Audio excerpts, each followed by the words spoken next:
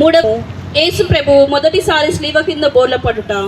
యేసుక్రీస్తువా, మిమ్మల్ని ఆరాధించి మీకు స్తోత్రం చేయుచున్నాను. నా రక్షకుడైన యేసువా, మీరు రాతి స్తంభమును పొందిన దెబ్బల వలన మీ దేహం అంతయు గాయపరుపబడి ఉండెను.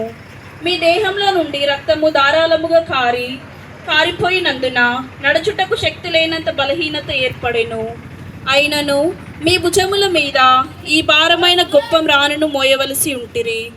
రానువ వారు వారిని కొట్టినందున ఇట్లు పలమారు నేడపడినని ధ్యానించుదుముగాక.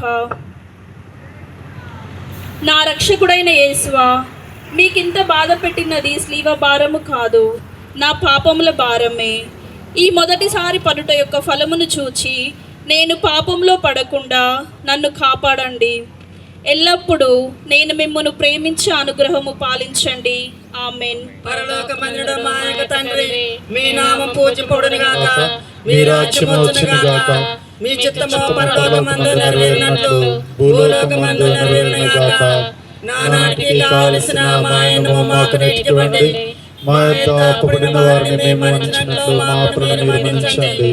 మమ్ము శోధన యందు ప్రవేశింపనివ్వక కీడులో నుండి మమ్ము రక్షించండి. ఆమేన్. దేవుని ప్రసాదము చేత మరియమ్మ వందనము. ఏలిన వారు మీతో ఉన్నారు, స్త్రీలలో ఆశీర్వదింపబడిన వారు మీరే. మీ గర్భఫలముకు యేసు ఆశీర్వదింపబడిన వారగునే.